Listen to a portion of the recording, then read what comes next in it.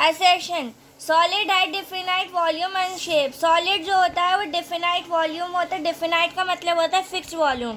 तो सॉलिड का जो वॉल्यूम होती है वो फिक्स होती है और उसकी जो शेप होती है वो भी फिक्स होती है।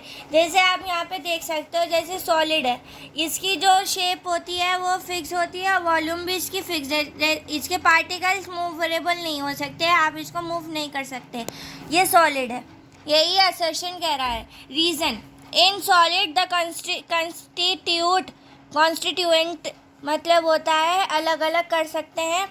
Particles very close to each other and there is no much freedom of movement. जैसे लिक्विड में जो पार्टिकल्स होते हैं वो मूवेबल हो सकते हैं, मूव कर सकते हैं एक दूसरे से, और आप इसको ये इधर से उधर जा सकते हैं। ये सॉलिड की तरह नहीं है कि चेंजेस नहीं आ सकते इसमें। ये रीज़न कह रहा है। Answer A both and R assertion and reason are true but reason is the correct explanation of assertion.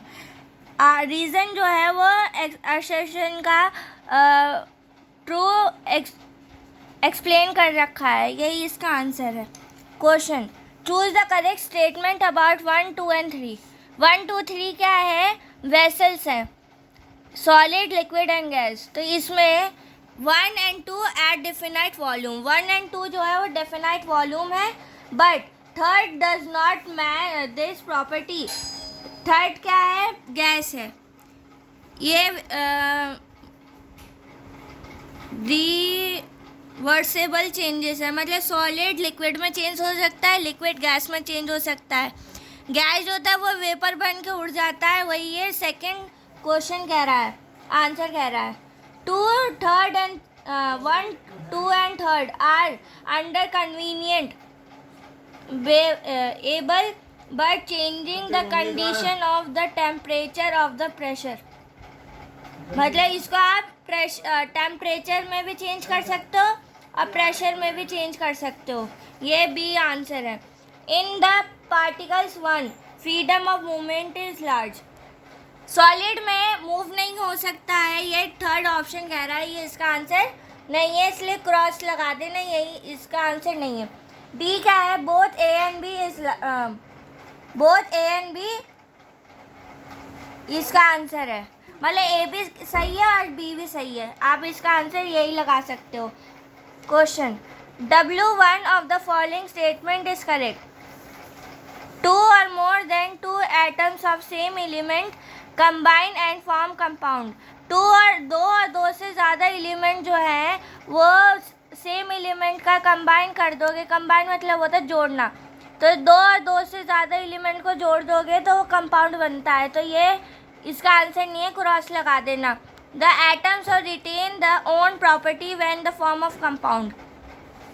इससे कंपाउंड की खुद की प्रॉपर्टी नहीं है ये, तो ये इसका आंसर नहीं है, क्रॉस लगा देना। Each substance is the mixture losses is original property. क्या ईच सब्सटेंस जो है वो अपनी खुद की प्रॉपर्टी खो देता है? नहीं, ये इसका आंसर नहीं है। तो सी पे भी क्रॉस लगा देना। तो डी क्या है? दे यहाँ पे ना लिख भी देना बी क्यू बिटवीन लिखा है। बी क्यू मतलब बिटवीन होता है। बिटवीन चीनी को पानी में घोलने से पहले भी स्वीट एंड घोलने के बाद भी स्वीट रहेगा। मतलब चीनी में पानी मिला दोगे तब भी स्वीट रहेगा और चीनी घोलने के बाद भी तब भी स्वीट रहेगा। ये चेंजेस नहीं हो सकती। ये इसका आंसर नहीं है, ये क्रॉस लगा देना। Each substance is a mixture can be separated by physical और chemical method। मतलब आप हर एक सब्सटेंस को फिजिकल भी मतलब सेपरेट कर सकते हो और केमिकल भी सेपरेट कर सकते हो। ये इसका आंसर है। मिलते हैं सेकंड क्लास में।